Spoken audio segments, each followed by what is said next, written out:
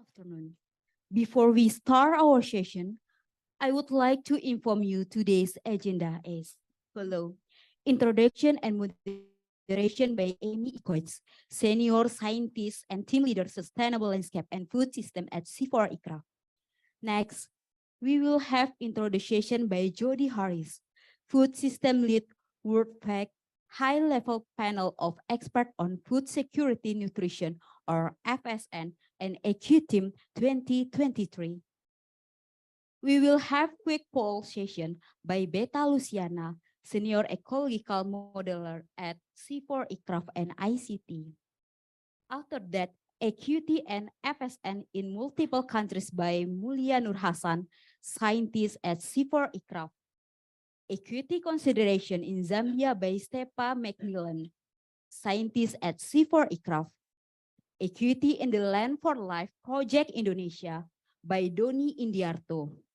Next, Metrics for Measuring Agency by Mary, and then Experience from Ghana and India by Gloria Adiga and Swati Rendu Cintala. And the last but not least, Question or Discussion by Amy Ecoits and Elise Kranja.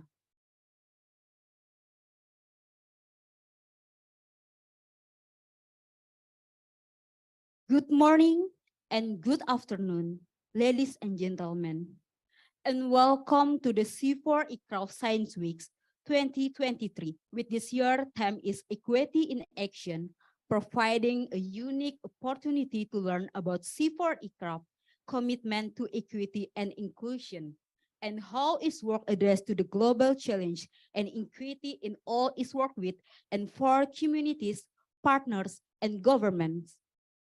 My name is Sinta Silviana, a research consultant at CIFOR-ICRAF, feeling honored to be your master of ceremony today.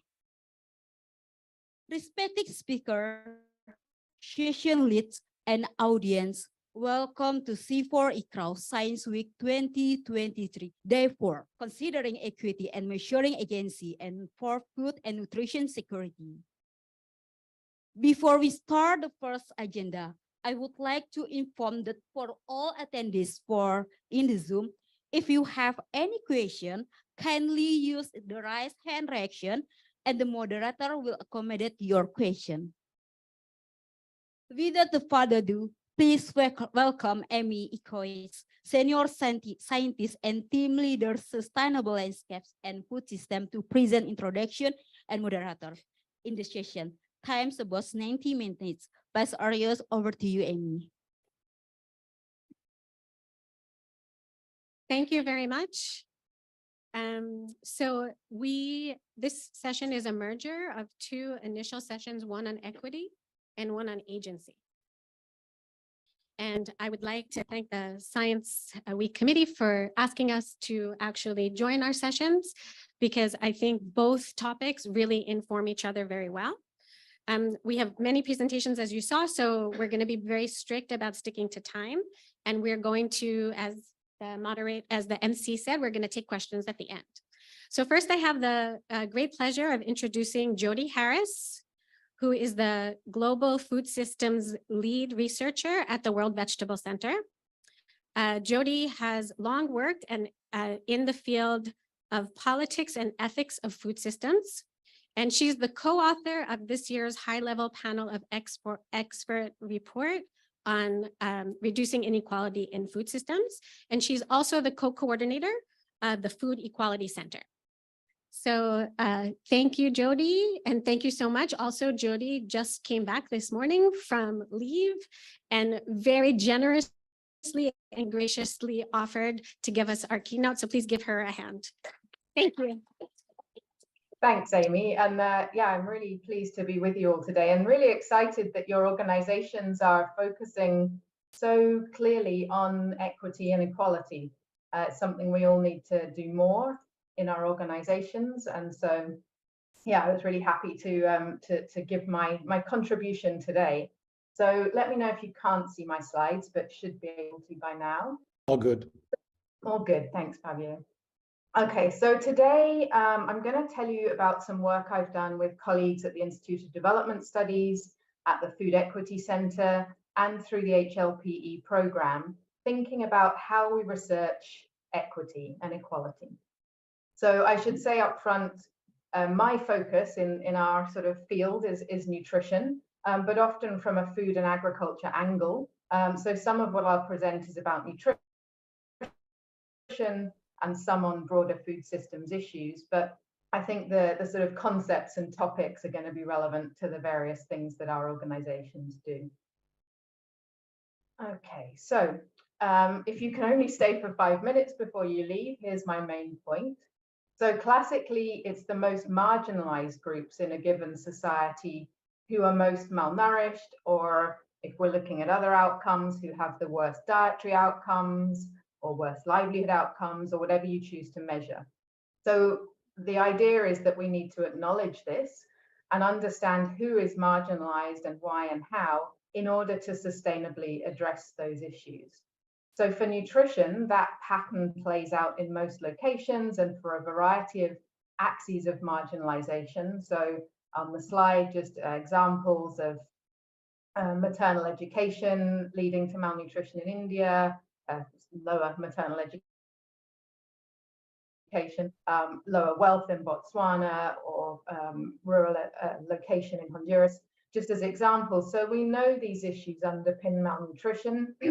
We have the disaggregated outcome data in some cases, but these issues have been frustratingly under-researched and even under-theorized in nutrition or in the agriculture nutrition field.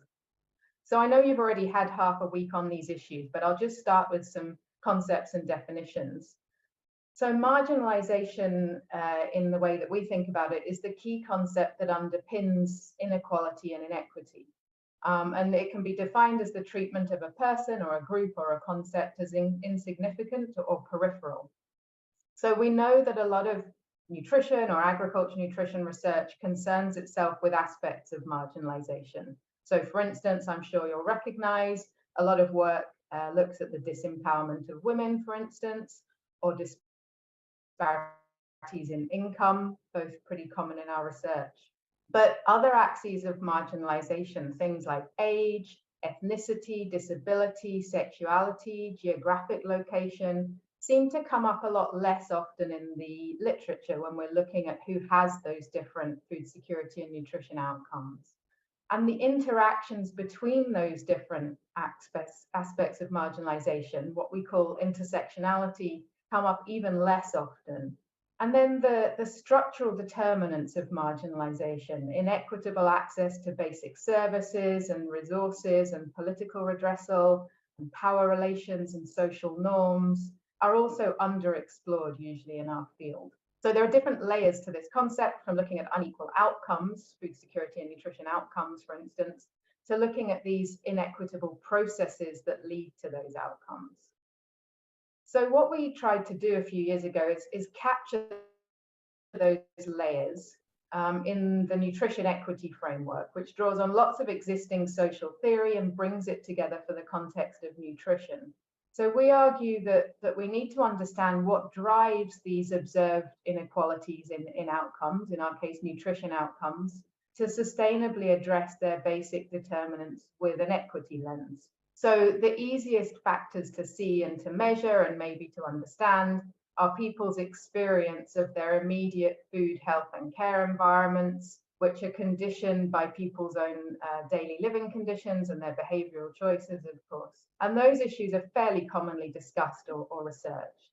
And then underlying opportunities to achieve those things are people's social position in terms of things like we were just talking about, gender, caste, or other identities that condition marginalization or inclusion, and the personal or group resources that people have to draw on in any given context, which often accrue over multiple lifetimes, so their human capital and potential.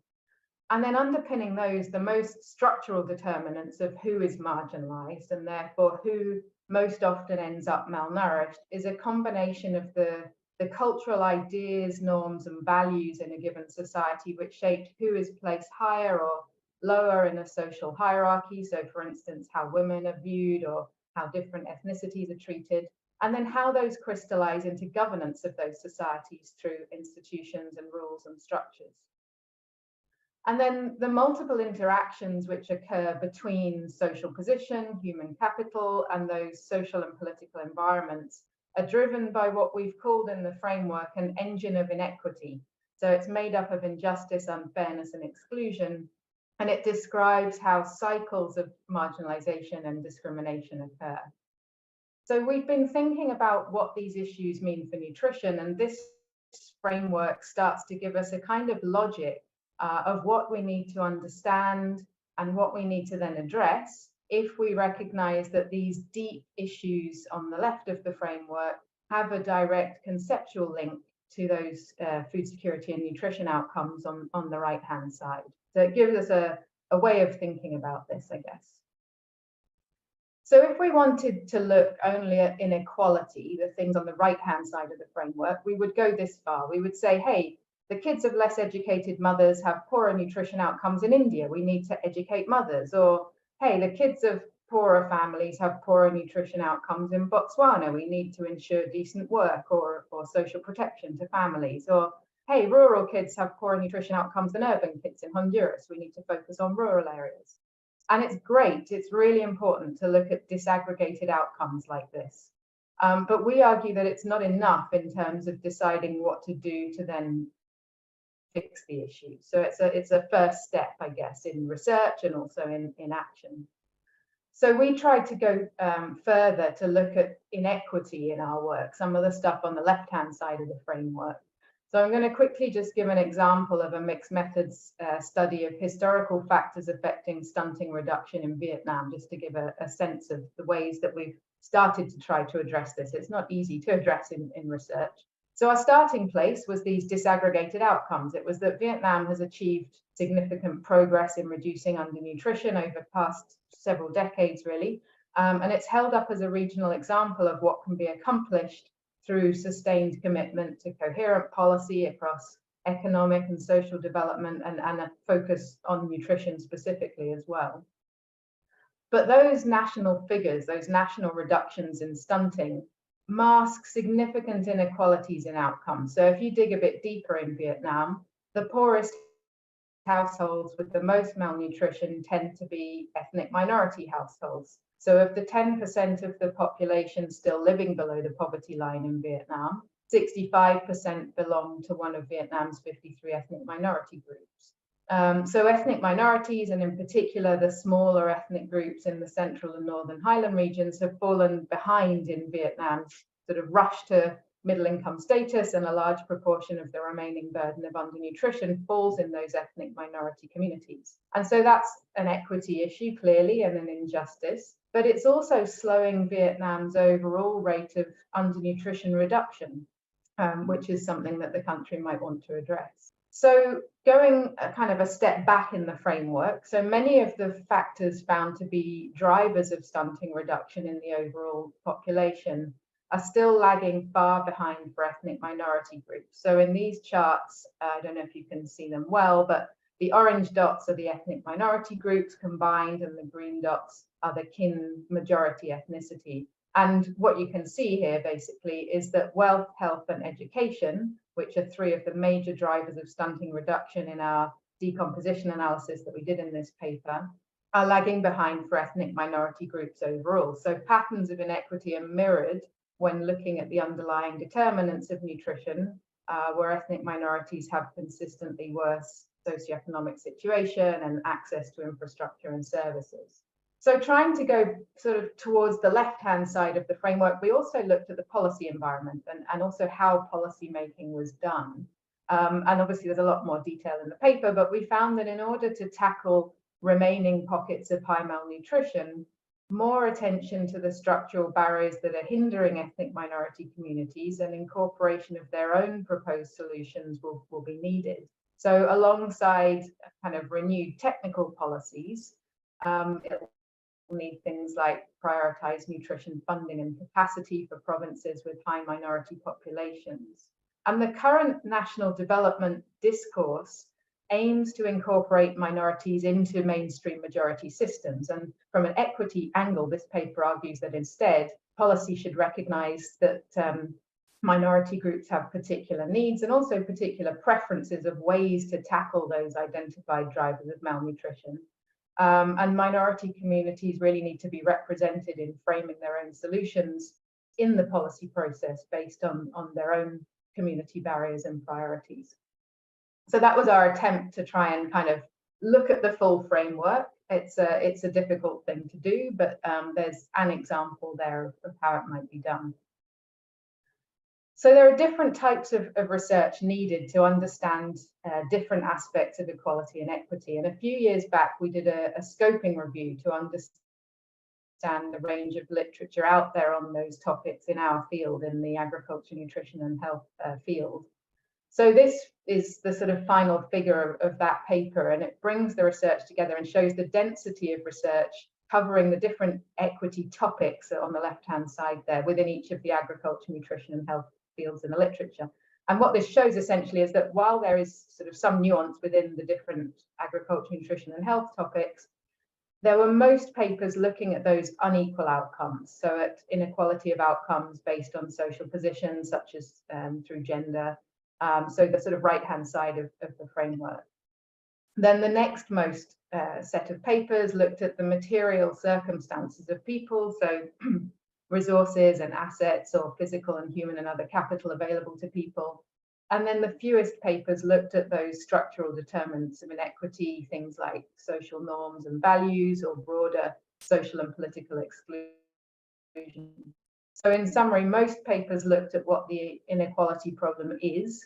Fewer looked at how this inequity is shaped, and fewer still looked at sort of why the inequity exists in the first place. And people researching agriculture, nutrition and health often focus towards that right-hand side of the nutrition equity framework, rather than on those deeper drivers for all sorts of reasons. It's sort of easier to get to, it depends on our disciplinary training. Perhaps we can discuss more in the session sort of the reasons why that might be. But the review sort of showed that fairly clearly, I think. So going beyond just nutrition, I just wanted to include a couple of slides from the forthcoming HLPE report. I don't know if you're all familiar with those reports from the UN Committee on Food Security, but the next one will be on inequality and inequity and will be launched about 1 month from now. So please take anything I say now as draft, because I'm sure there will be some final tweaks. But in this report, essentially, we were asked to broaden from nutrition focus to a food security and nutrition focus and with a food systems lens, so perhaps more relevant to the kinds of work we're all doing nowadays in food systems. So similarly to the nutrition equity framework that I showed before, this report defines inequalities as the sort of right-hand side, the differences in these food security and nutrition outcomes between individuals and groups when disaggregated by social, economic or other positions, and then defines the underlying inequities as the eminently avoidable reasons for why that uneven distribution exists and why disadvantage accrues systematically based on that social position and intersectional discrimination. So it takes a very similar position to what I was describing earlier. So this is the conceptual framework from the report.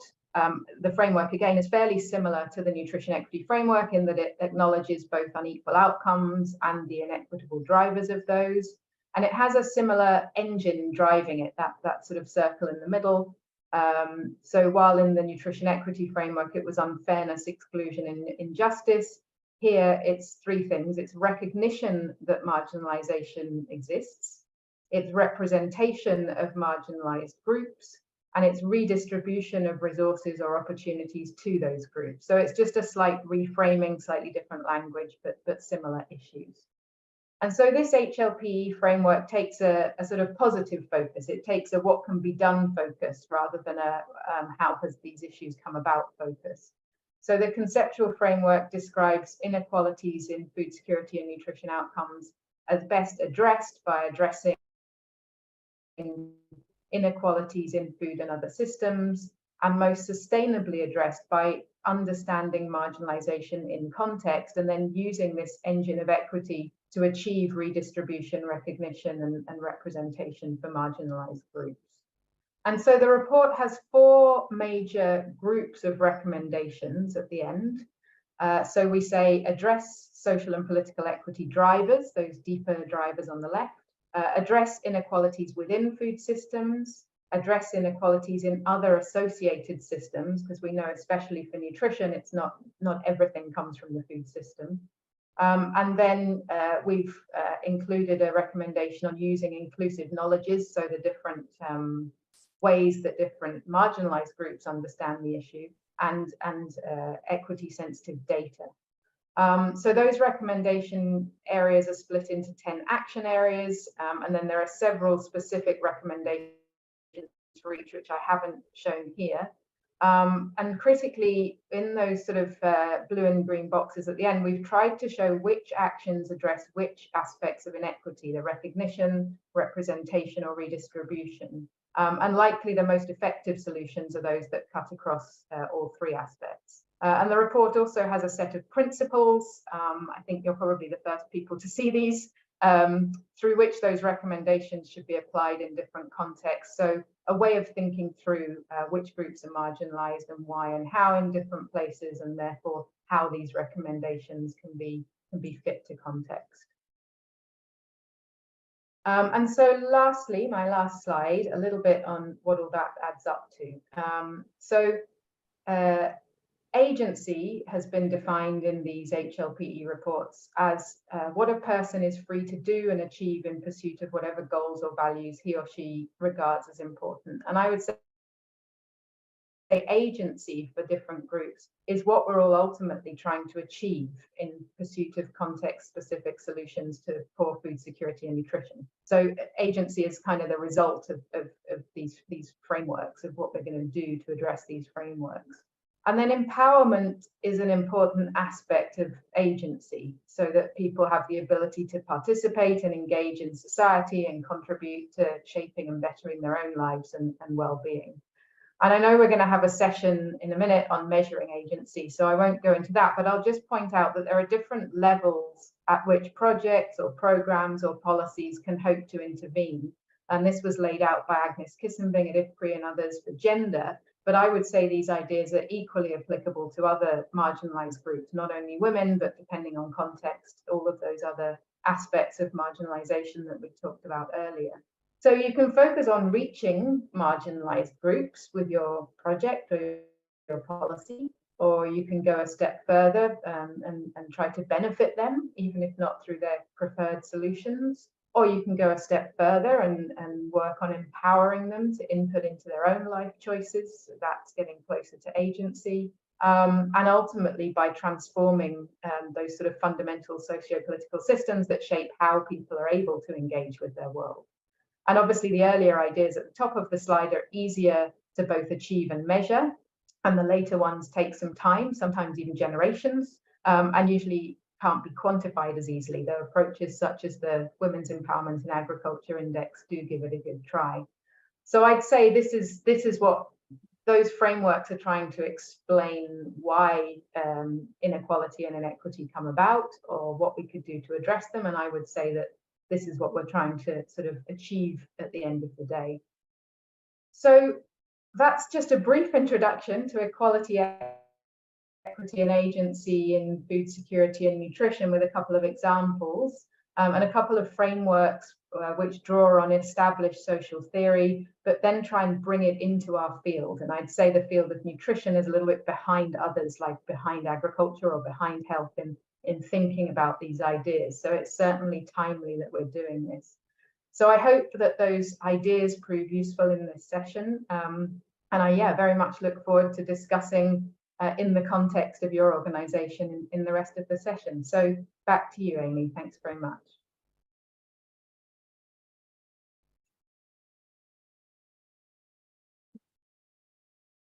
Thank you so much, Jody, for that excellent introduction to actually both topics for today, and for giving us a sneak preview into the new HLPE. So yes, I'm happy if you can hang around for the question period at the and to also give us maybe some feedback on the work that we can strengthen our work in this area. So thanks so much. And over to Beta Luciana now, who's going to be running a poll. Okay, thank you. So just to have a quick poll regarding maybe reflecting on what Jody presented to us. So can you please show the Slido time again? I guess we're using Slido again. Okay. So bring out your handphone.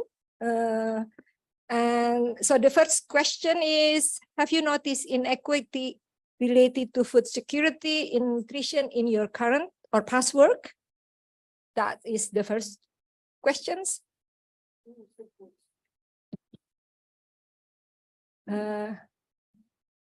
Okay. So whether it's a simple yes or no. And I think we're going to just have 2 questions because to make sure that we have the time.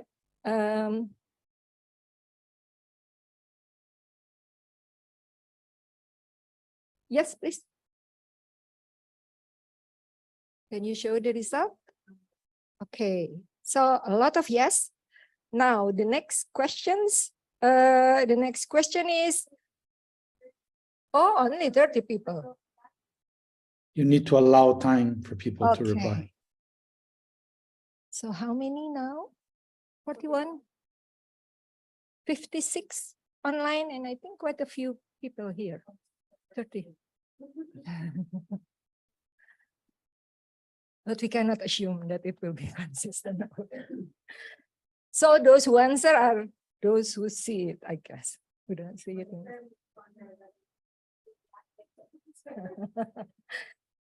Okay, 60. I think the trend is clear. Okay, so let's go to the next questions. So can you give some keywords, but then separately, I guess, yeah, don't put it in one answers to describe what the inequity is about. Okay. Oh, patriarchy. 1 person. Okay, let's wait until 60. There was 60 response before.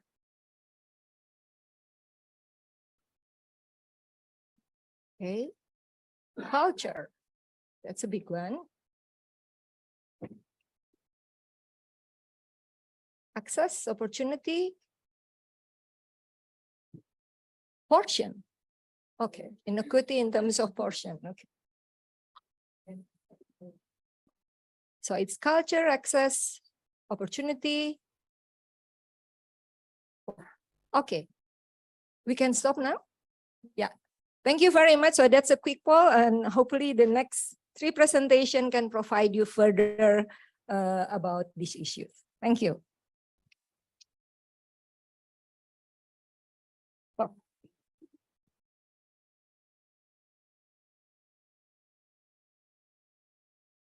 For the next presentation.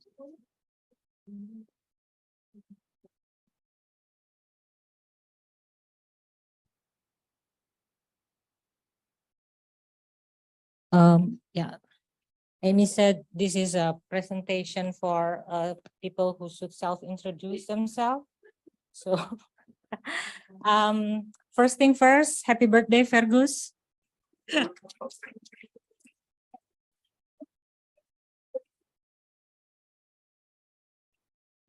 And Martin and my son, who is not here. And secondly, I want to show a presentation which I make with 4 of my nutritionist colleagues who are Ichal, Ama, Nia, and Desi. If you could please stand up. They are nutritionists and registered nutritionists. There I say they are the only 4 registered nutritionists in the whole country with skill and expertise in analyzing data from food from the forest, nutrition and trees related nutrition. So there's no other nutritionist but them. So completely an asset for CIFOR-ICRAF. Can we have the light? Can maybe Nairobi also turn off the light, please? for the presentation. Okay.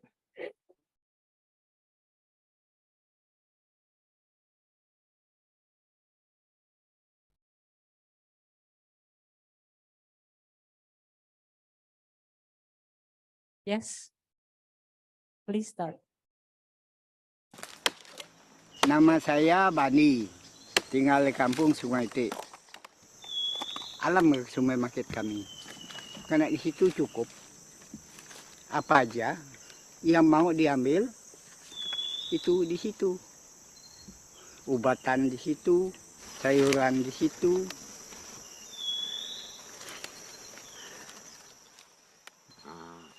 Kemarin kita sore itu makan malam kita dengan pakai siap merah kan. Pagi ini udah daun singkong. Siang nanti mungkin ini. Begitu. Harus ini. Giliran. Kalau udah nggak ada, di mana kita dapat giliran makanan? Paksa beli. Forests make up around 30% of the world land area and are the home to roughly 1.7 billion people, such as Bandi, who rely on them for food security and nutrition. Forests and trees contribute to food security and nutrition by providing food and energy, generating income and employment, and providing essential ecosystem services for food security and nutrition.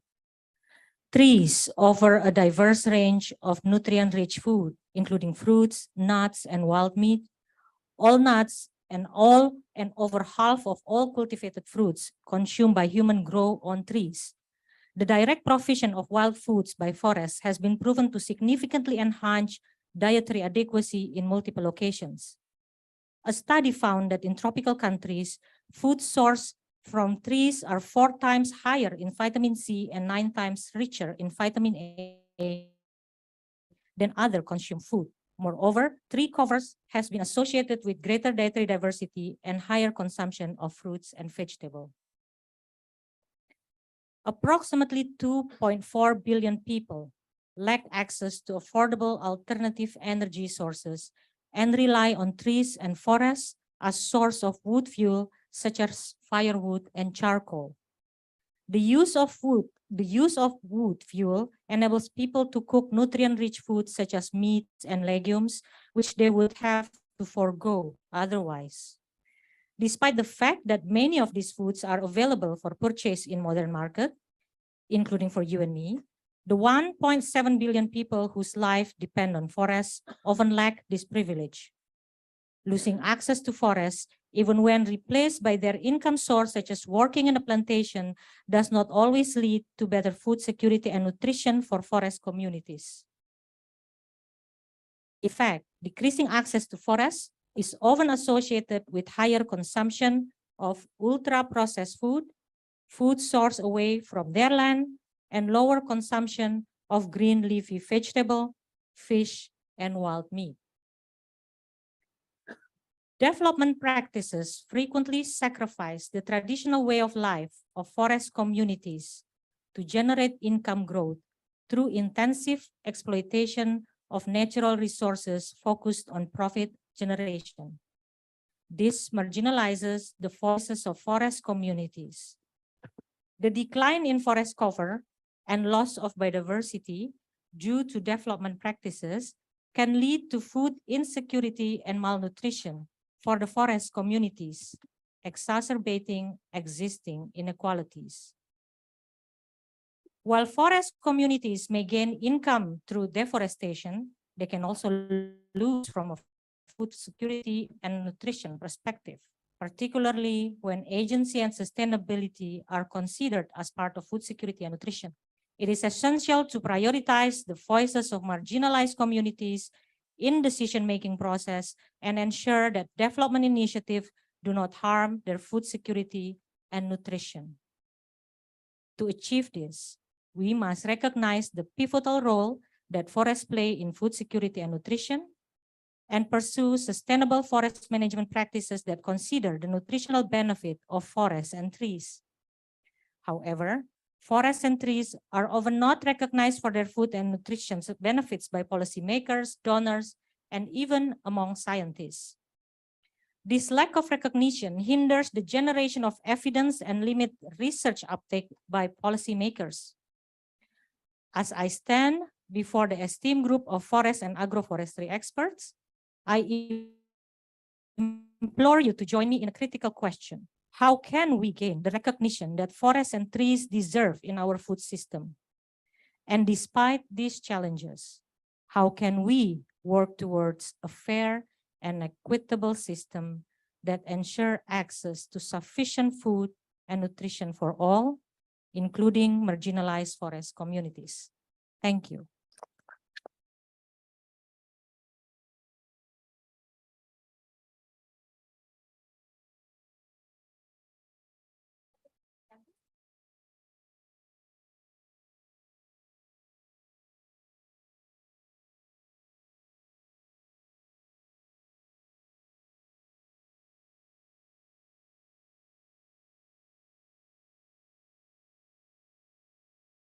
We lost you, Amy.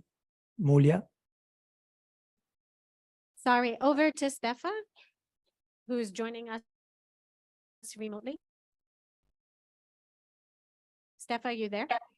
I am. Good morning, everyone. Good afternoon. Can I have my slides, please? I think this is a hard act to follow with Jodi's wonderful introduction and Mulia's beautiful presentation.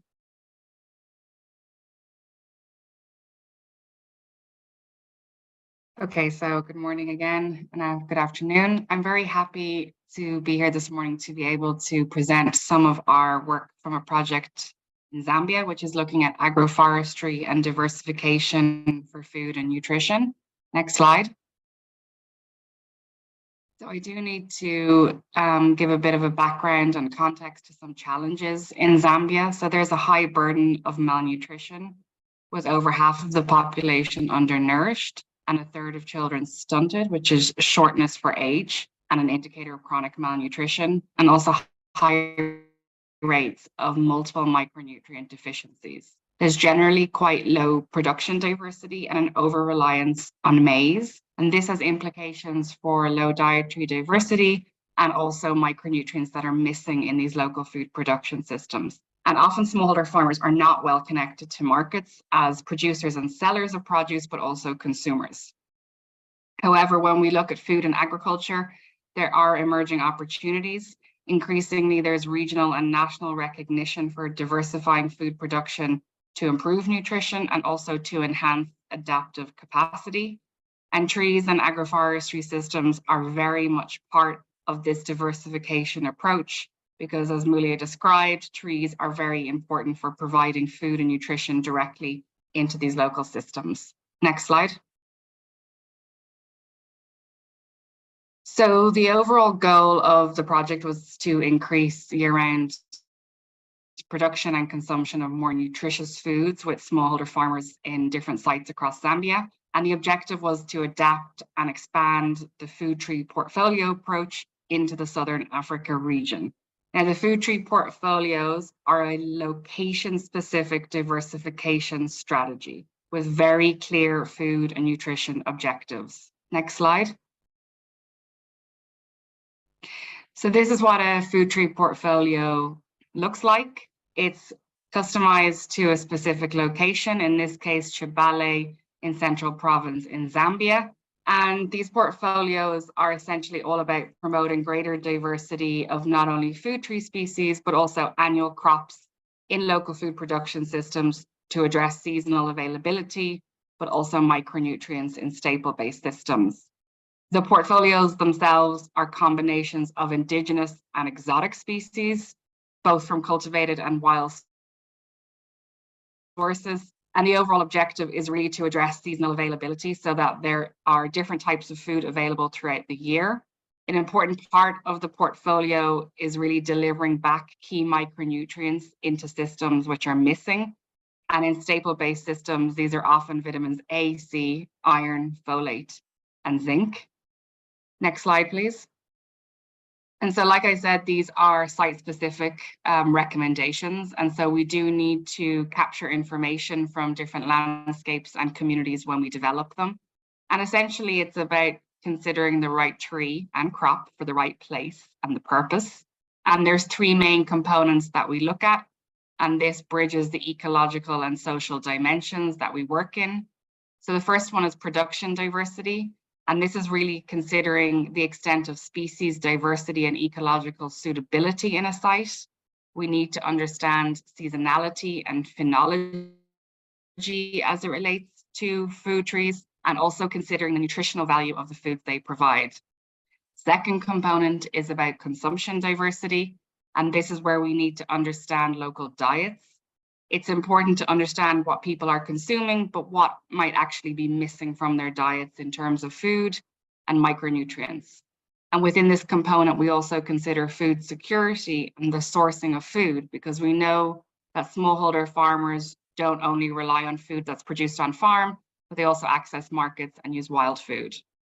In a third component, it's all about priority setting with communities. This is where we use the information from production and consumption diversity to really sit and engage with communities around the priorities they have for diversification, for species, for addressing their food and nutritional needs.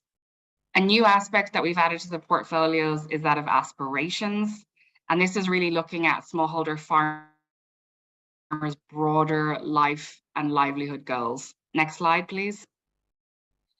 So I don't have much time to go into data from the project, but I did want to highlight the types of data that we capture and why it's important when we're considering equity as we customize these different diversification portfolios.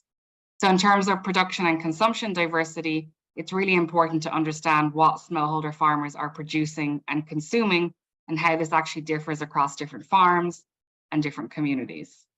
It's also necessary to understand who's managing food production and who's making decisions within households and communities about practices and resources that allow food production. And this type of information helps us to make the right selection about a diversity of species that can fill these production and consumption gaps. Next slide, please. An important element of the portfolios in Zambia has been wild foods, because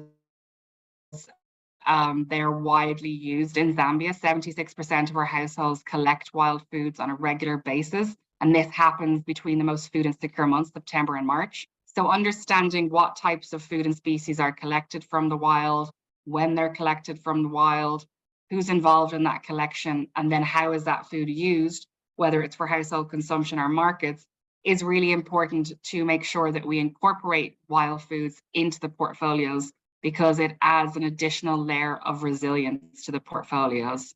Next slide, please. So in this step, or this component of devising these portfolios, it's when we engage with the communities in priority setting and validating the portfolios based on the species diversity. This process is all about empowering communities by using their own knowledge. It's centered around their participation. It's based on their social values and diets, how they manage and use different resources, their different preferences for species, and also decision-making not only within households, but also within communities. And during this process, we usually have this priority setting exercise with different groups within the communities. So not only based on gender, men and women, and understanding their priorities and preferences, but also considering youth and older members of the communities in terms of what they want to see in the portfolios. Next slide, please. So as I mentioned, we have a new dimension to the portfolios, and this is looking at aspirations. And this is really about considering smallholder farmers' broader goals, priorities, and needs for their livelihoods. So in terms of looking at this, we were able to identify certain typologies of farmers from low, medium, and high resilience in terms of how they cope with different shocks and the response time and the impact of those shocks based on their livelihood strategies. We're able to match these typologies with aspirations to see whether they have high, medium, or low aspirations. And generally those who have higher aspirations, which is this broader view and desire for general life improvement, have a higher potential to want to adopt different practices or to diversify in the case of the portfolios. So understanding these smallholder farmer aspirations not only allows us to refine the portfolios in terms of their composition, but also then to think about strategies of how we will engage with smallholders to actually deliver technical information to them in the way that's going to make sense. Next slide, please. And so just to summarize, the portfolio approach is really about responding directly to community priorities. We layer ecological and social dimensions to be able to customize these site-specific portfolios. And as I mentioned in my first few slides, it's really about promoting greater diversity of species back into local food production systems. We want to enhance seasonal food resilience and bring greater diversity of diets locally. The portfolios are refined and validated based on smallholder aspirations, but also broader community priorities. And we use this information to actually then deliver portfolios and to engage with smallholder farmers. So we use the information to be able to tailor the different communication, messaging, and training to ensure better uptake of the approaches that we're promoting. So far in Zambia, we've devised 8 location-specific food tree portfolios, but more broadly, yeah, I'm finished now, Amy. But more broadly, we have 30 across 6 countries in East and West Africa, and also expanding the approach to Brazil and India. Next slide, please. Just to say thank you, please visit our project webpage, and just to recognize that we have multiple collaborators that allow us to do this work in Zambia. Awesome. Thank Thank you. you so much. Doni? Yes.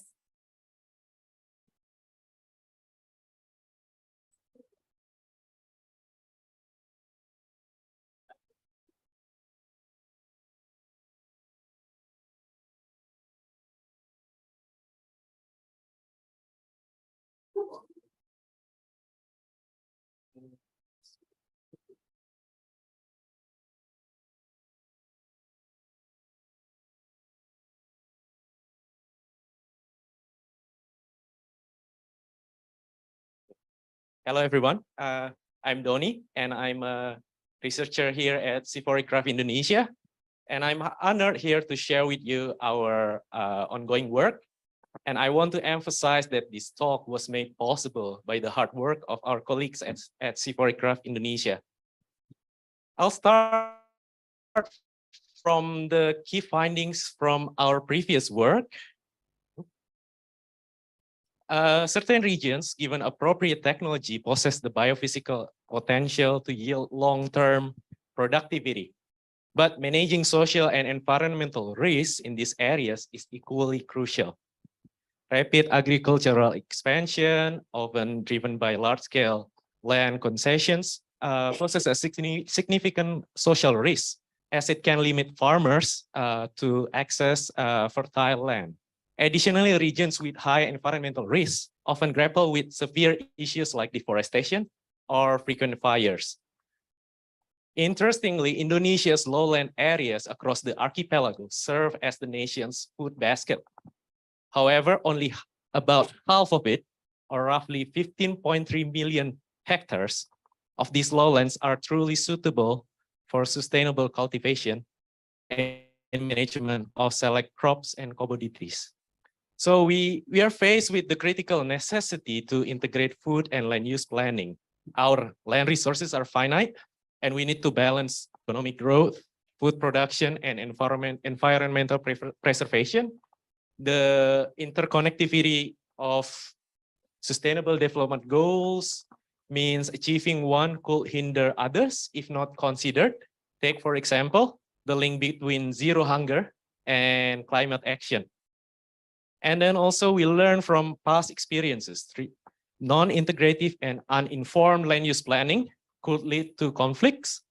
And additionally, the high diversity across rural areas in nature, human infrastructure, social and financial resources highlights the need for varied solutions and spatial connections.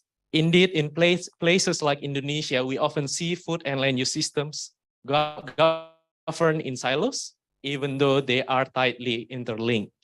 So the UN Decade of Family Farming and the resulting National Action Plan may offer a timely opportunity.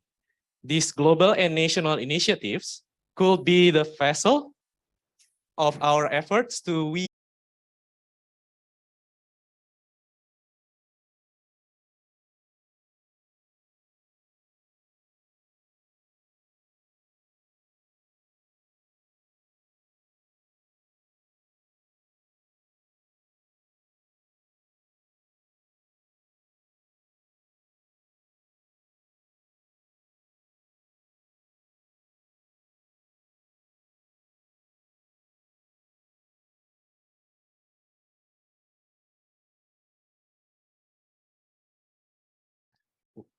oh, sorry, thanks.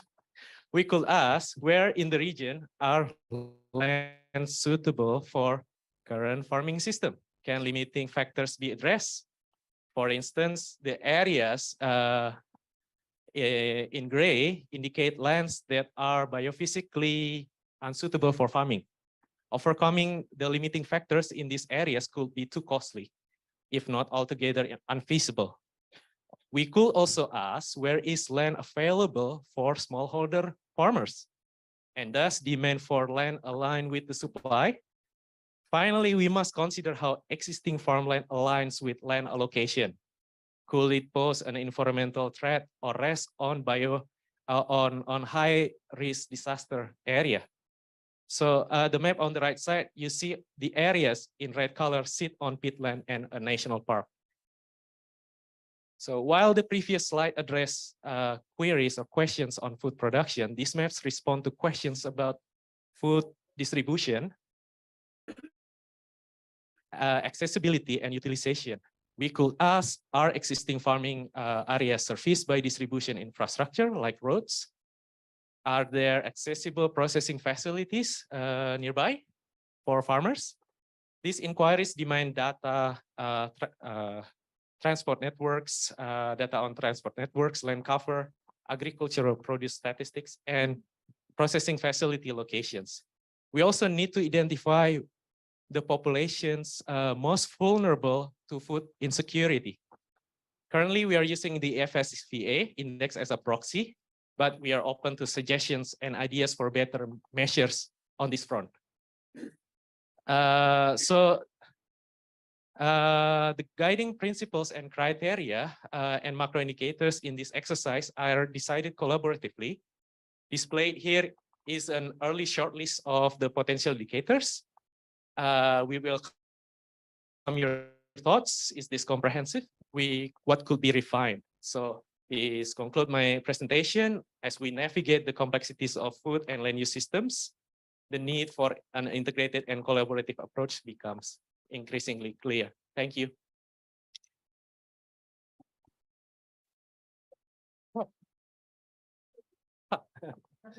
Sorry, but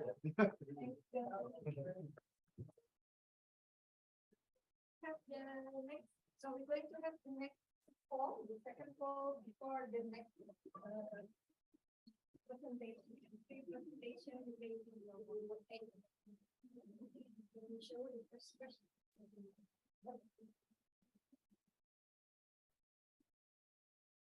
So, do you have the question? Yeah, so, do you know what agency?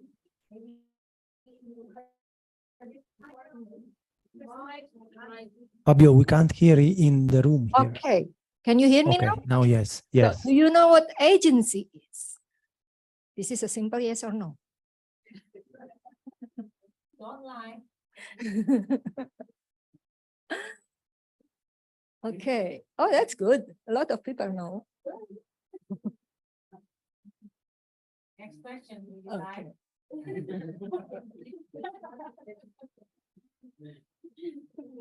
Okay.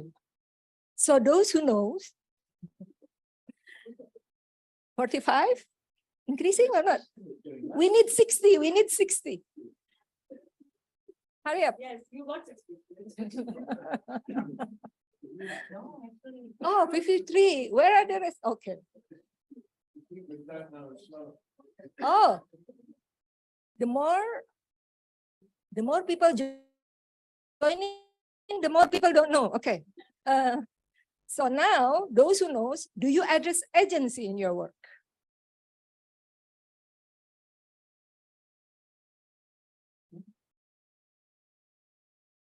What was it before? 58? Almost 60, yeah? Oh, 61, okay.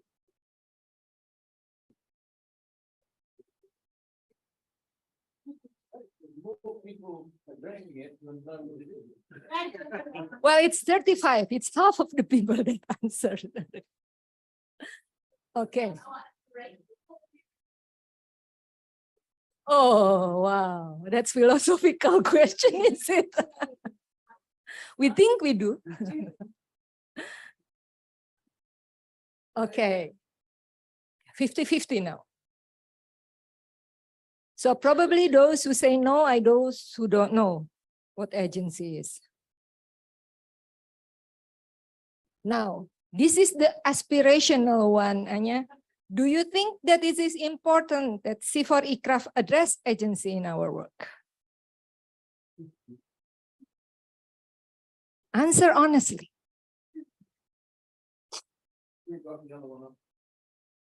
Okay, we need the next one, the next questions.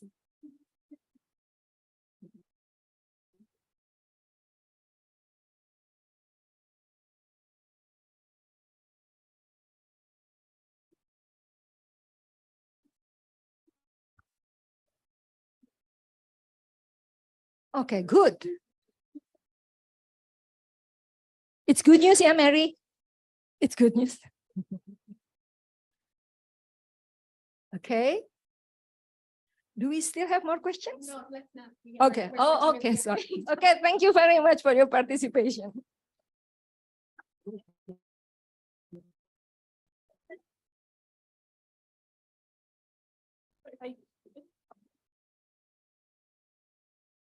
All right. Hi, everyone. So my name's Mary Crossland. I'm an associate scientist at CIFOR-ICRAF. And what I'm going to do today is introduce the concept of agency for some of you that maybe aren't so aware of what it means, and also highlight some of the challenges that we need to be aware of when we're measuring and monitoring changes in agency, and in particular, women's agency. Okay, next slide. Great.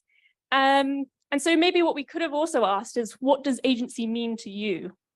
There's a lot of different interpretations of what agency means, but in general and relation to food systems, agency tends to relate to someone's capacity to make decisions, to take actions, and to influence their lives, but also the agricultural systems that they're a part of. And so improving women's agency in particular is crucial for advancing gender equality. The World Bank estimates that less than half of women in sub-Saharan Africa and Southeast Asia participate in decisions over their own health, major household purchases, and also visiting their family. And improving women's agency isn't just important intrinsically, it also has instrumental value, and it's been linked to positive impacts on household food security, nutrition, child development, and also agricultural productivity. Agency, as we heard from Jody, is also closely linked to processes of empowerment. It's essentially what enables people to transform the resources and assets that they have access to into well-being outcomes and to achieve their goals and aspirations. And at the same time, women's capacity to exercise their agency depends on the resources they have access to. And it's also important to note that gender and social relations and norms really shape this process and influence women's access and control of resources. Okay, next slide. So improving women's agency is clearly an important goal, but how do we go about measuring agency? For instance, how would we know whether an innovation increases women's agency or whether women with greater agency are able to benefit more from an innovation? And agency isn't something that we can directly observe. It's also quite complex and multifaceted. Great, next slide. And as part of an IFAD EU-funded project called Metrics, myself and colleagues have been conducting a large literature review, looking at what metrics people are using to measure the performance of food systems. And this review has involved searching for articles looking at metrics that measure a range of different sustainability dimensions, including equity and agency. And this is just a quick summary showing the number of articles retrieved across these different dimensions. And you can see that we've got huge numbers of articles focused on metrics for measuring biophysical dimensions of food systems, productivity, soil health, water, but far fewer articles that look at the social dimensions, including agency. And this is just in the initial stages, but what I think it is suggesting is that we might have a potential lack of metrics for adequately measuring aspects such as agency. Okay, next slide. And if we take a closer look at these articles focused on agency, a few more insights emerge. And the first thing is that agency is most commonly measured using survey questions on decision-making. And we've already heard about women's empowerment in agricultural index. This is one that shows up a lot in the literature. Secondly, is that decision-making power is commonly measured by simply asking who is involved in a decision or has the final say. But understanding agency really requires more than just asking who makes the final decision. Next slide. We also need to understand how decisions are made and why decisions might be made jointly or by an individual.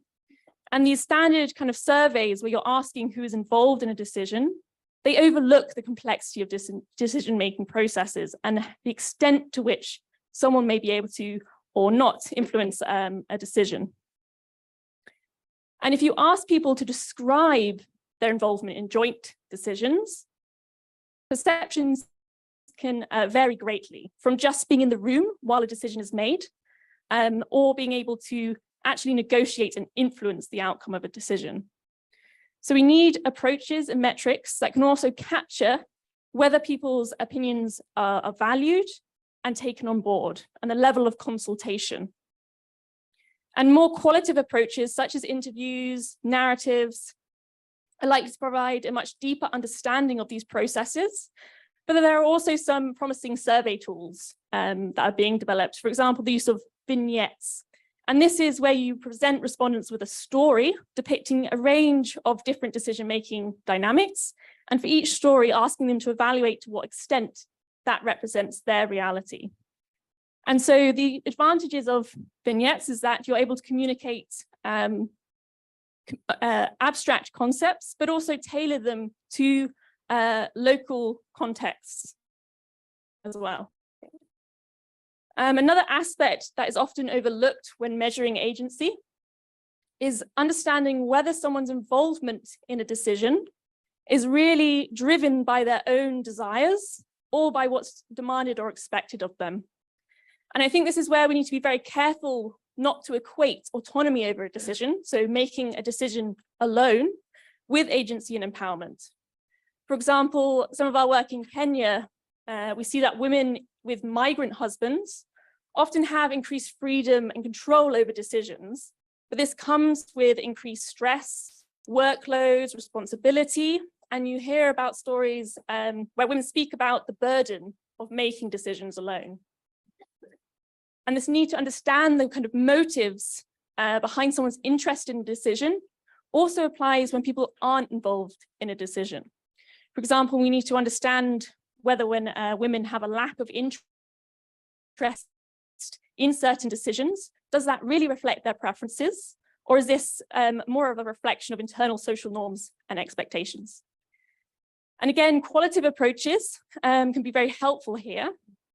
But there are more take-home messages. Measuring agency is critical for achieving equitable food systems, but it requires more than just asking who has the final say. We need to complement quantitative measures with qualitative approaches that help us to understand how and why people are involved in decisions, that take into account people's motivations and values, and that are also valid and context appropriate. And we're now going to hear from Gloria and Swati, who are going to talk about their experiences looking at agency in Ghana and India. So thank you very much.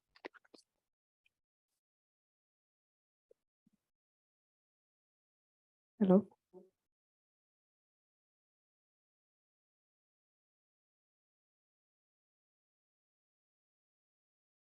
I'll start with for my slides. I'll introduce myself. I'm Gloria Adeiga from Ghana. I'm a PhD student at the Bangor University, and I'm going to share my experience of how we have used gender transformative approaches to sort of change women's agency in a case study in the northern parts of Ghana on a regreening project. Next slide, please. So I'll give a brief overview of the gender context in terms of restoration interventions, gender in terms of food security and restoration interventions. So cultural norms are what prescribe land control in the north of Ghana. It gives inheritance to men, and then by that virtue, men control the land, and then women have discretionary access, which is a problem because that discretionary access is then interpreted, and that depends on several factors. And we know that women, like my previous speakers have said, are very quite dependent on tree resources. And as a result of that, the interpretation is a challenge for their livelihoods. And tree products, if you consider that parts of the landscape is predominantly dry for most parts of the year, are very vital to meet the food governance that we have there. So having an access that is sort of mediated, it's a challenge for women. And how we have carried out restoration in practice is that it's usually deployed through these existing cultural structures where we are consulting with community leaders to decide what sites are prioritized for land restoration, tree preferences. And that is mostly just listening to the male perspective, and women often get excluded from these types of decisions. So if we are talking about agency and equity of land restoration outcomes, it's about time we start looking at these structural challenges and how we are going to overcome this for meeting our equity goals. Next slide, please. So how we have applied the GTA in this research is that we have used a collection of adapted tools to then provide a platform for men and women to have discussions about what the underlying factors of these gender equalities are, gender equalities in these gender norms are, of how then men and women input decisions, how resources are controlled and allocated, and then looking at the perceptions of women's role and contributions in the households and generally the aspirations we talk about, so that we can see a joint decision at the household level, which can then result in, I guess when I came here, I modified the slide, because if we then want to see that translated across the landscape, there should be a way that we can structurally engage them to then reflect both perspectives in the land use and land restoration outcomes. Next slide, please. So can you just, I don't want the animation. So the methodology composed of discussions that raise the awareness of both men and women of these gender norm, the inequalities, the perceptions, and also provided a reflection of how then these provide opportunities and constraints. And then the platform provided opportunities to discuss how they wanted to overcome this. So that was mostly done through the role plays. Then we had couples visioning their future together, households. Then we cultivated community champions that continued the discussion even when we were not present, physically present, and supporting the households to have these difficult discussions of how they were going to navigate what the challenges they were having at the household level. Then we went back and reviewed the process so that we could calibrate the process to, so it was a more iterative process, and we kept changing to suit what the changes were on the ground. And I would mention that one of the key outputs from the GTA process, next slide please, was then these gendered indicators of how the participants wanted to measure their progress. and it's a graduation from changes that they expected to see happen quickly, immediately after the interactions, the discussions, to changes that required more continuous action and engagement. And you see, I've highlighted some of them that are directly related to agency of women wanting to control income, input decisions, and men also committing to encourage women to leadership positions. I guess when I saw the indicators after we harmonized them, I was like, the men's indicators is also very reflective of what the women want. But I guess this is also an admission that there's an imbalance in favor of men and men willing to make concessions that improve the situation of women. Next slide, please.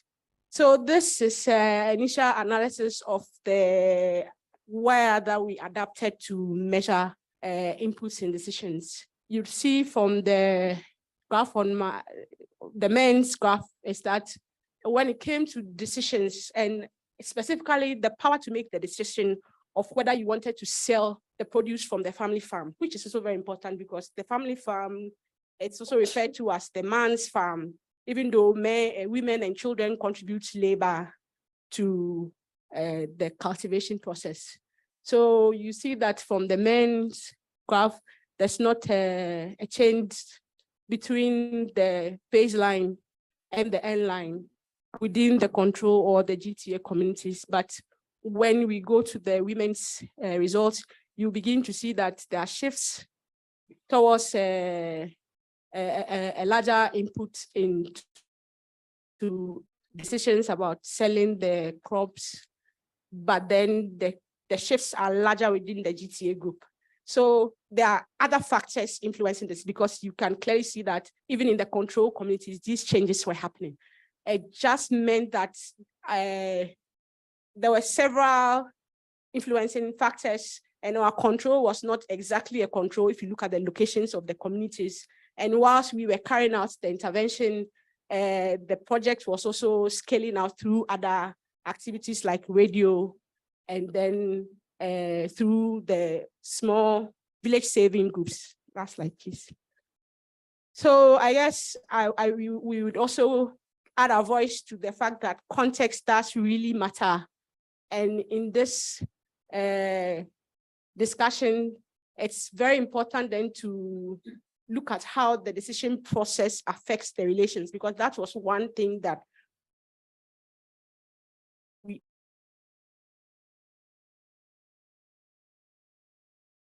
we allow women then to contribute to the decisions are very important, because even though we say it's gender norms are imbalanced in favor of men, what then does that mean for the man who holds the burden to make sure that his household is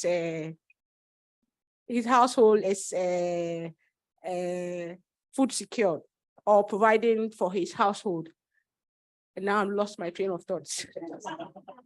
Okay, so we also see that even though we talk about things like access for women, what does that mean for men who have inherited land, but because there's an increase in longevity, they cannot access the land, and women are perceived to be transitory humans. They go to their husband's house, they come back, so they cannot carry the land with them. These are the types of discussions we should be having.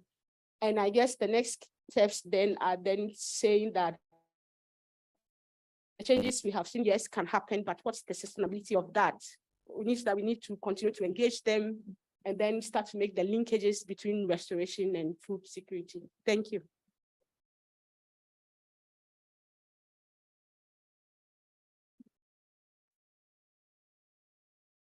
Good afternoon to everyone. I know that I carry the burden of the last speaker, so I will be fast. Namaste to everyone, all my fellow scientists at Bogor, at Nairobi, and across the globe. From agroforestry, we are now shifting to agroecology, which I'm proud to say that CIFOR-ICRAF is leading the narrative in research and policy across the world. As you can see, the presenter here is the only person who is not a doctor, that is me. I'm one of the noob in science and research. I come from 10 years of operations and practice and a complete novice in research. So while I have community rigor project and scale and systems rigor. I do not have the scientific rigor. It's been 6 months that I've been enrolled into a PhD program. And in the next 3 years, the 10,000 hours of my life will be to address this question of how do we measure women's agency in natural farming and agroecology in India. Can we have the next slide, please? So this is the next 2-3 slides is just for you to give you a context. This is the country of India, the most populated country in the world right now. Obviously, we are at a very crucial juncture. What is happening in India right now is that there is a state of Andhra Pradesh where I've been working the last 7 years now. And here, there is a state which has demonstrated the scale of agroecology, that agroecology is scalable, natural farming can be taken to millions of farmers. So that is demonstrative state. We are in a post-pandemic world. So food systems are fractured, and the COVID pandemic has shown us. So there is a eminent need for food systems transformation. And then there is third, that is, there is a shortage of fertilizers across the world because of the war and several reasons. So all of this, so India started at the precipice where the central government is talking about transformation. Several states are talking about transformation. There is a demonstrative state which has shown that it is possible. It can be taken forward. And then there is a good civil society movement also that is happening. I will not go into the nitty-gritties of natural farming because this is much for a larger discussion, because we want to come to why we are here today. Can we have the next slide, please? So this is the framework of agroecology. We are in the entire scheme of things, the farmer and the APCNF program, that is the state government program, is at the center of it. And then all the major elements of agroecology have been, we are trying to address. We have gaps. There are a lot of gaps in the implementation, but the crucial element of it is that agroecology majority in South Asia, especially in India perspective, is the mainstream Green Revolution methodology looks at it as a mythical or anecdotal in nature. So our scientific rigor is extremely strong. We are right now shifting towards a separate research institute, agroecology research institute, where we are talking about science of and research of agroecology. Here, the most important factor is that initially when we started the program, we started with men. Our problem was that the rate of transformation with men, farmer, was arithmetic in nature. Incidentally and fortunately for Andhra Pradesh, there has been a lot of social transformation that has happened in the last 2 decades because of the presence of women self-help groups and their federations. So what has happened is that the rate of transformation, when we started working with women, it went from arithmetic to geometric. And that is the scale that we're talking about, that with the same amount of energy, time, or the resources, we are able to reach to 10 to 15 women at a time as compared to men who cannot be quote unquote institutionalized, right? So that is a reason women are the pillar of transformation. Their federations are extremely seasoned. They are carrying the program in the villages, and that is where the systems approach came. How do we enable that? In spite of the program existence of one project, one program, how can we ensure that science and the practice and technology of agroecology reaches to the community and they carry forward the program? So can I have the next slide? So this is where we are. This is irrelevant. It is just to give you a snapshot of what exactly is happening in the program. We will talk about women in much detail. We are currently at 630,000 farmers, and we are present in 3,730 villages. Now here is where the difference between anecdotal and academia comes into picture. Next slide. So what we are talking about right now is the feminization of agriculture is there in India. Women are the actual tillers of the land, right? So they do the agriculture labor into the field. Now what happens is that in India especially, I'm sure my colleagues are here, the moment you talk about farmer, the image is of a man. And that is the biggest indicator of green revolution methodology has come into our mind.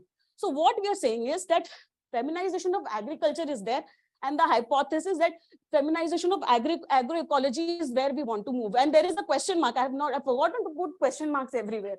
This is what we are trying to show in the next 3 years, 4 years, the aspirations of how women are going to lead the lead the movement of agroecology. And all of this is questioned. And the next 3 years is where I require your help. See, agroecology is interdisciplinary nature, right? So along with this, what we are talking in agroecology TPP is how do we do research differently? Right now, the current tools and the measurement metrics that we have is not actually acknowledging the crucialities of agroecology and its transformation. So the three aspects that I will actually capture is that feminization of agriculture, where the equity of women, there is some, it is not a 0 and 1 scenario, that there is some equity agency of women that exists, and that agency is leading to further agency and it's feeding into each other. So there are three crucial matrices. That is of income, and income is with respect to different gradients. And then there is this aspect of care income that we want to measure. Now, this was very, the key speaker, Mr. Andrew Fanning, in this donut economy gave a very powerful message that care income, he mentioned it in the passing by, but we want to measure that not just a cash in hand. A woman having cash in hand is liberated. It's the first measure of liberation and index. But how do you actually ensure that the services that she provides with respect to dietary diversity, the food that is cooked, and the ecosystem services, the measurement of that, I require your help. Can you give us a tools? Do we have the parameters on which we can measure the care income of women to feed to the donut economy theory that Mr. Fanning talked about? Next slide, please. This is something which is extremely close to my heart because one of the biggest deterrent for agroecology and natural farming is that they're saying the propagators who are against agroecology say that it is labor intensive. Now, we want to do a research. I have a few of my colleagues who also have said the same thing, that their own practices have made them believe that agroecology practice is labor intensive. Can we measure it? Can we say which aspect of the entire value chain of agroecology is labor intensive? So we want to measure that. Yeah. And then what is the current accessibility to technology and input shock? And how can we also measure what is the scale of labor for women, especially because women are the one who are actually doing the, my God, it's such a burden. All right. So also we are talking about shifting to year round. In Andhra Pradesh, you'll hear 365 days green cover. If you're talking about covering the soil with crops throughout the year, that the added burden is on women. So we need to, and this is where the critical thinking comes, that how much is the women going to face? And is it a good trade-off? Financial independence, is it a good trade-off for increased labor? So this is a question that we want to address. Next, and the last slide. Yeah, yes. Now, the social status of women, it's very, so the decision-making aspect, this is where we need your help. Again, what is happening is that current tools and methodologies that are available, which helps in measures of empowerment of women, are talking about the outcomes, that the decision-making outcomes. But can we look at the processes where women are involved, where the decision-making becomes important? So we want to have those tools and matrices in the next 3 years that we would like to measure, that do they have empowerment or agency with respect to self? Do they have at the household level? Do women have at the farm level or at the village level? And second, last but not the least, we want to also look at the value chain. Right now, women are majorly in the production side of the value chain. But what is beyond farm gate is where it is very crucial that the agency should be defined. It is happening. The point where I'm here is that while there is a program which is running from the last 6 years, we need to start measuring and making it more available to the world. Namaste and thank you.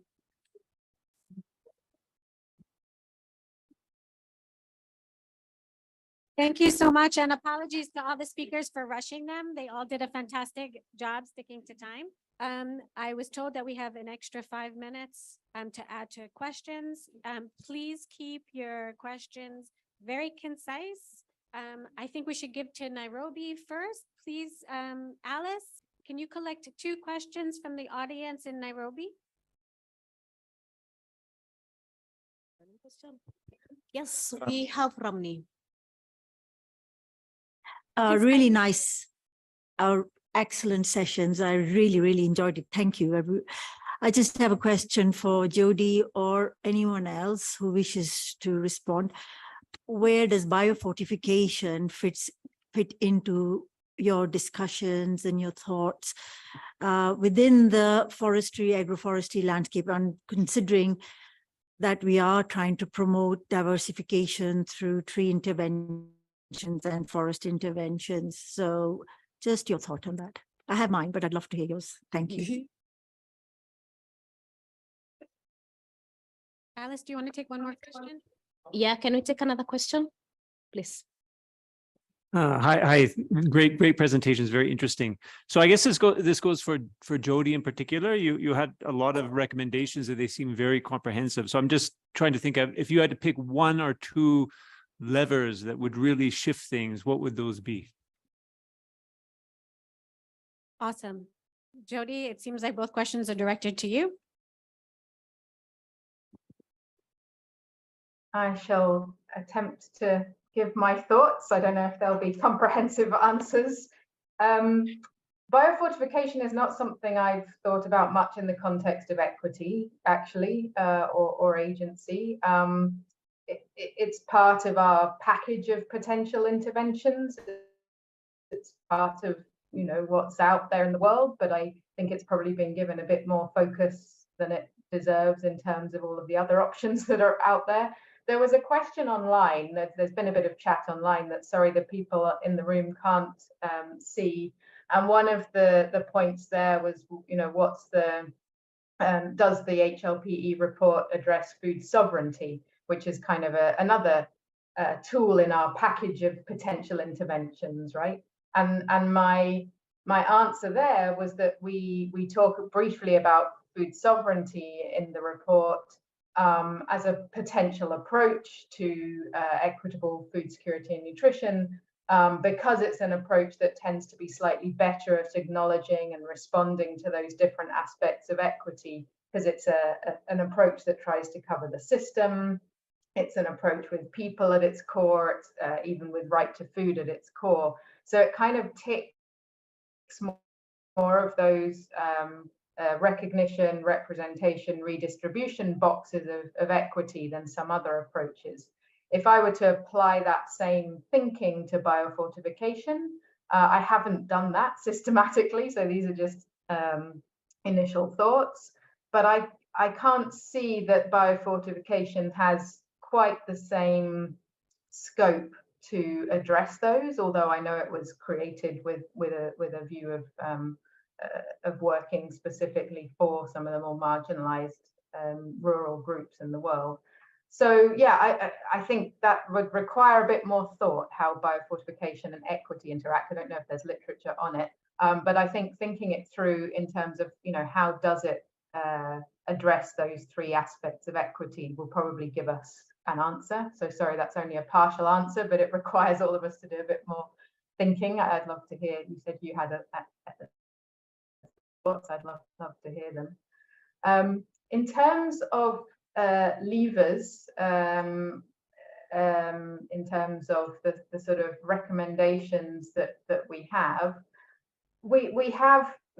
multiple different kind of recommendations, and I think the issue is that different levers are going to work better in different contexts, where both the sort of biophysical, agricultural, food systems context is different, but also the equity context is different, right? Different thing is going to work for poor communities in the north of England than will work for rural communities in West Papua, where I just came back from yesterday. So so I think a lot of it is about thinking through those levers in practice, and again thinking through how does each of those potential levers work in context, and how does it address, you know, representation, recognition, and redistribution in terms of that context. What is it that needs to be addressed in that? Thank you. And you just froze. Oh, sorry. Okay, but that's great. Thanks so much. I'm going to turn to the audience in Bogor and take two questions. Huria and Anya. So first, Huria.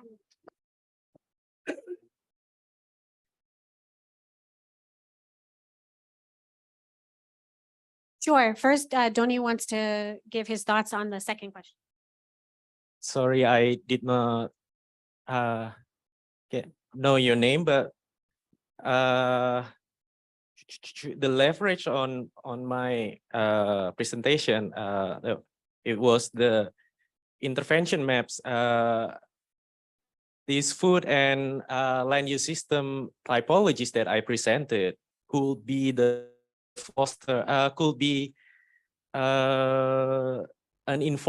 could provide evidence to foster productive discussions within the multidisciplinary or inclusive working group as an evidence for creating intervention maps. And also this method could pinpoint areas that could gain from non-location based actions, such as agricultural technology training and healthy balanced diet campaigns. So this could link landscape approach with evidence from household level studies. Thank you. Thank you. Huria said no more, Mulia said no more questions, but I'm going to let Huria have one question. So Paolo. Just for equity, since Nairobi went, can we have one question? So, okay, just maybe let me be very, very brief. I think I have to comment. The first one is about the first presentation and about the minorities. I think there is a need to understand a little bit more, or to characterize a little bit more when we talk about minorities, who they are. Are they in the city? Are they in the rural areas? Because, you know, being a minority doesn't mean that you are food insecure. It's the opposite, actually, that we can learn a lot from food systems, local food systems, from some minority groups. And there are also evidence from West Africa. I don't know very well Vietnam, but West Africa, where it is clear, for instance, that pastoralist, Fulani pastoralist children are better off in terms of nutrition, even though they are minorities. So to understand also the networks around it. The second point is about, and I'm very happy that you mentioned that, Judy, in your last intervention, I think that we need to move a little bit from the food security to the food sovereignty framework. Because, I mean, from the indigenous people's perspective, food sovereignty includes also the right to decide how this food was produced. It's just not to have enough food, but also to control that the food is sustainably produced and also culturally adapted. And also food security was used a lot as a paradigm to take over indigenous people territories in the name of the food security of the nations. So I think here it would be really interesting to hear from here if we want to take this approach in the future, or how we deal with this approach. Thank you. Thanks so much, Huria. I'm going to turn it over to Nairobi, to Eliane, to make some closing remarks. So I would like to first thank the speakers. I think they articulated really clearly a lot of really dense, powerful information to help us understand the dynamics around this issue. It was very interesting to look at the poll around agency and how, you know, and in some cases I was like, what are some people thinking in terms of the 5% of, you know, not having to think about agency in the work we're doing. I think at the end of the day, our work is about how are we empowering smallholder farmers and everybody around that last mile, indigenous people that depend on forests, local communities, smallholder farmers. And so what is humbling, I think, for us as scientists is at the end of the day, it's how are we affecting mindsets, culture, behavioral change. And as much as we love our biophysical sciences, those are really critical elements that are going to help bring about the needed transformation and the needed changes in terms of power dynamics in ways where the losses that can come in terms of losses of power are replaced by improved sustainability, prosperity of communities by empowerment of women and marginalized community. And also the last remark was really critical around what can we learn from marginalized communities that are food secure and are working or living within their indigenous knowledge systems in ways that are allowing them to be food secure. And so obviously there's the threat of deforestation that you know, can limit their capacity for food security, but how do we connect to that indigenous knowledge system intelligence and ensure that the work we're doing is building on that?